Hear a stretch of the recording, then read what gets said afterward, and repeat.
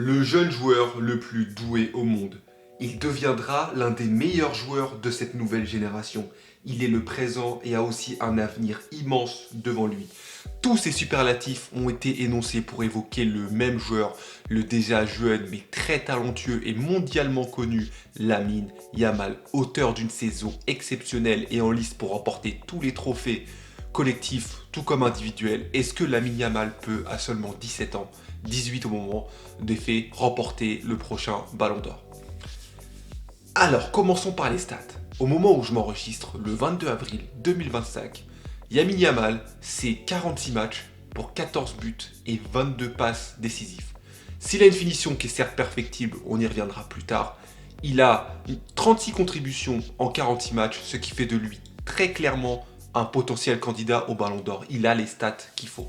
En plus de ça, le football, ce n'est pas que les stats, on l'a vu la saison dernière. Voilà, moi, comme j'ai déjà fait une vidéo, je pense pas que Rodri méritait d'être Ballon d'Or, mais il méritait au moins d'être dans les 3 premiers. Ça, je le pense. Donc voilà. En tout cas, il a les stats. Et Yamal, c'est le profil de joueur qui est capable de tout faire sur un terrain. A noter aussi qu'il est très utilisé par Hansi Flick, car hormis les blessures, Hansi Flick l'a aligné le plus souvent où il pouvait, sauf quand vraiment il voulait le faire reposer parce qu'il sentait que c'était tendu. Mais donc c'est un joueur qui joue beaucoup, parce qu'on a une grande confiance en lui malgré son jeune âge. Et oui, c'est impossible de faire une phrase sur Yamal sans terminer par malgré son jeune âge. On est obligé, le type a 17 ans. Tu faisais quoi de ta vie à 17 ans? Pose-toi la question. Bref, ensuite, une fois qu'on a évoqué les stats, le jeu de Yamal, c'est quoi? Yamal, c'est un joueur qui est très vif malgré sa taille. Yamal fait quand même 1m80, l'air de rien. C'est pas un petit joueur. Hein. Souvent, c'est les profils petits qui sont vifs, etc. Yamal, il fait 1m80, l'air de rien. Il est vif, il est capable d'éliminer en 1 contre 1 très facilement, capable d'éliminer des grands adversaires, beaucoup d'adversaires à la suite. On se souvient d'une action mémorable où il avait dribblé plusieurs joueurs d'affilée. Bref, Yamal, c'est le profil de joueur qui est capable de tout faire sur un terrain. C'est un excellent passeur, comme on l'a vu dans les stats. 22 passes décisives, c'est énorme pour un ailier. Et il a déjà ses circuits dans les passes. Il est capable de faire l'extérieur à la Modric, alors que Modric, il le fait depuis je sais pas combien de temps. Lui, il le fait déjà. Il dépose des centres millimétrés sur le crâne des attaquants. Lewandowski, Rafinha, etc. Et surtout, ça c'est ça le plus impressionnant, c'est que c'est un joueur qui n'a pas peur. Il n'a pas peur, il va tenter encore et encore. Même s'il va rater quelque chose, ça ne l'empêchera pas de tenter. Il a une maturité, balle au pied, que beaucoup de joueurs vont attendre d'avoir. 28, 29, 30 ans pour avoir ce niveau de maturité. Yamal, il pue le football. Quand tu vois Yamal jouer, tu as envie de prendre ta balle, sortir dehors et tenter les mêmes dribbles que tu vas rater parce qu'évidemment, Yamal, c'est pas à nous, hein, vous comprenez. Donc bref, en tout cas, Yamal, il a toute la confiance du monde, il est mature. On a l'impression, footballistiquement parlant, après bien sûr, s'il faut commencer à chercher dans son comportement, oui, il a 17 ans, bah oui, il a 17 ans. Et encore une fois, qu'est-ce que vous faisiez de votre vie à 17 ans? Donc voilà, maintenant, avant de répondre à la question de la vidéo, je vais peut-être évoquer le seul point, pour moi, pas le seul point, mais c'est le point le plus perfectible selon moi, c'est l'aspect de finition.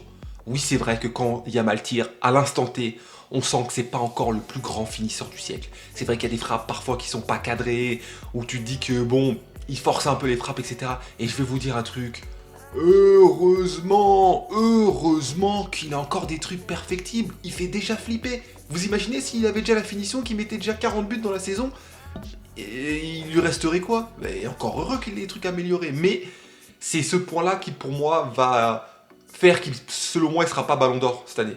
Parce que je vais prendre un joueur du même poste, Mohamed Salah. Mohamed Salah, par exemple, il a le même nombre de passes D que lui, mais il a mis 20 buts de plus. Alors oui, c'est vrai, Mohamed Salah, il a son propre profil et lui va avoir le défaut de ne pas avoir pesé dans la double confrontation au 8e contre le Paris Saint-Germain. Et d'ailleurs, c'est ça qui va lui coûter le Ballon d'Or. Hein, parce qu'à mon sens, si Salah était encore en compétition maintenant, là, ce serait lui le Ballon d'Or. Vu les stats qu'il a avec Liverpool, il a des stats extraordinaires. Il fait une saison extraordinaire. C'est pas parce qu'il a raté 2 matchs que sa saison n'est pas extraordinaire. Mais voilà, par rapport à un Salah, par exemple, je le mets encore derrière Salah cette année. Mais c'est pour dire que Yamal, on compare quand même un Yamal début de saison, début de carrière, à un Salah prime. Salah n'a jamais été aussi fort d'un point de vue individuel. Donc ça montre à quel point le mec est élevé. Et si jamais vous n'êtes pas convaincu par le cas Salah, en vous disant que la Ligue des Champions elle a trop d'impact, etc., bah, suffit de prendre le coéquipier de Yamal, Rafinha de notre côté. Rafinha, c'est la même chose. Il a le même nombre de passes D que Yamal, mais il a 20 buts de plus. il a 20 buts de plus, il a été décisif dans tous les matchs importants, Rafinha, et vu qu'ils jouent dans la même équipe, c'est impossible que Yamal remporte une compétition collective sans que Rafinha la gagne aussi. C'est une saison où il n'y a pas de Copa, il n'y a pas d'Euro, donc voilà, il n'y a pas de raison que ce soit pas Rafinha. Rafinha est le joueur qui fait la meilleure saison, voilà. Moi je pense que Yamal à l'heure actuelle, il est 3ème, 4ème. Je mets Rafinha et Salah devant. Lewandowski, je suis en balance entre les deux. Lewandowski fait une saison exceptionnelle aussi. Et ils font partie de la même équipe, encore une fois, mais c'est deux profils différents. Je peux comprendre qu'on mette Yamal devant, tout comme je peux comprendre qu'on mettrait Lewandowski devant. Après, il y a des milieux de terrain, mais les milieux de terrain, c'est toujours particulier. Pedri, est-ce qu'il n'a pas sa place dans le top 4, etc. Bref, mais déjà, mettre Yamal dans un top 4, ça montre à quel point le joueur est impressionnant, sachant que l'année dernière, il était déjà dans le top 10, donc ça fait 2 ans de suite.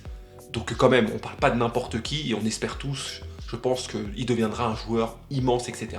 Bon, dites-moi ce que vous avez pensé, est-ce que vous avez kiffé la vidéo? Moi, j'ai pris du plaisir à faire cette vidéo, et je vous dis à la prochaine. Ciao!